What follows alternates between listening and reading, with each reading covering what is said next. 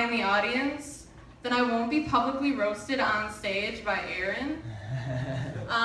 That's my mom right there. She's the reason why I got into the hardcore scene when I started singing, when I started doing spoken word. This next piece is called To This Day. It's a very long spoken word about bullying and how you should be comfortable with yourself. There's like a 30-second bagging track that I put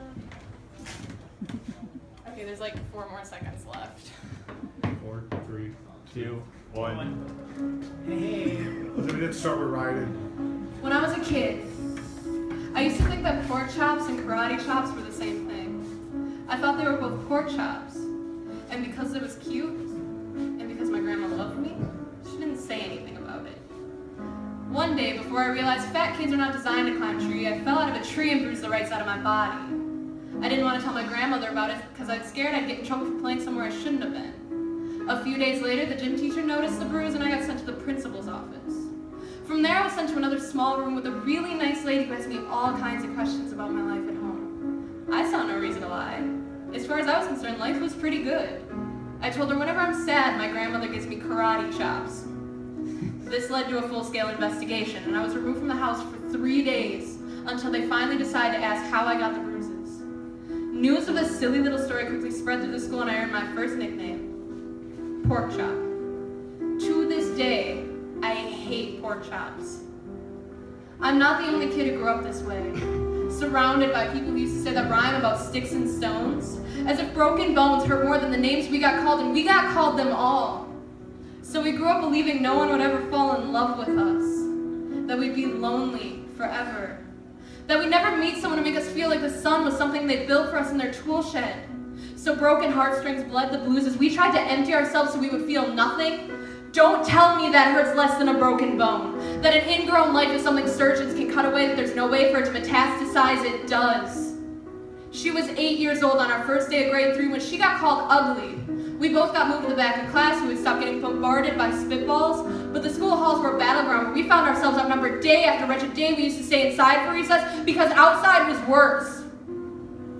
Outside, we'd have to rehearse running away or learn to stay still like statues, giving no clues that we were there. In grade 5, they taped a sign to the front of her desk that read, "Beware of dog." To this day, despite a loving husband, she doesn't think she's beautiful because of a birthmark that takes up a little less than half her face. Kids used to say she looks like a wrong answer that someone tried to erase but couldn't quite get the job done. And they'll never understand that she's raising 2 kids whose definition of beauty begins with the word mom. Because they see her heart before they see her skin. Because she's only ever always been amazing. He was a broken branch grafted onto a different family tree. Adopted. Not because his parents opted for a different destiny. He was 3 when he became a mixed drink of 1 part left alone and 2 parts tragedy. He started therapy in 8th grade. He had a personality made of tests and pills. Lived like the uphills were mountains and the downhills were cliffs. 4/5 suicidal. A tidal wave of antidepressants and an adolescence of being called Popper. 1 part because of the pills. 99 parts because of the cruelty. He tried to kill himself in grade 10 when a kid who could still go home to mom and dad had the audacity to tell him, "Get over it." As if depression is something that can be remedied by any of the contents found in a first aid kit.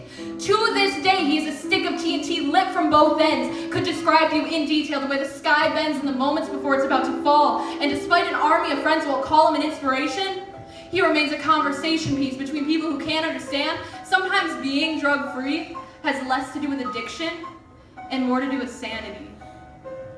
We aren't the only kids who grew up this way. To this day, kids are still being called names. The classics are, "Hey stupid," "Hey spaz." Seems like every school has an arsenal of names getting updated every year.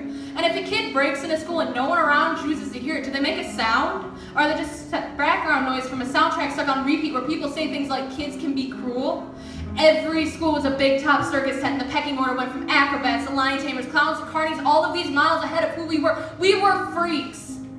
Lobster claw boys and bearded ladies, oddities, juggling depression and loneliness, playing solitaire spin the bottle, trying to kiss the wounded parts of ourselves to heal. But at night, while the others slept, we walked a tightrope, and yeah, it was practice, and yeah, some of us fell. But I want to tell them all of this shit is just debris, left over when we finally decided to smash all the things we thought we used to be. And if you can't see anything beautiful about yourself, get a better mirror. Look a little closer. Stare a little longer. Because there's something inside you that made you keep trying despite everyone who told you to quit. You built a cast around your broken heart. You signed it yourself, you signed it. They were wrong. Because maybe you didn't belong to a group or a clique.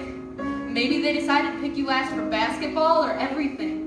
Maybe you used to bring bruises and broken teeth to show and tell but never told, because how can you hold your ground when everyone around you wants to bury you beneath it? You have to believe that they were wrong. They have to be wrong. Why else would we still be here? We grew up learning to cheer on the underdog because we see ourselves in them. We stem from a root plan to the belief that we are not what we were called. We are not abandoned cars sitting stalled out empty on some highway, and if in some way we are, don't worry. We just got out to walk and get gas. We are graduating members from the class, so fuck you, I made it. Not the faded echoes of voices crying out names will never hurt me. Of course, they did. But our lives only ever always continue to be a balancing act that has less to do with pain and more to do with beauty.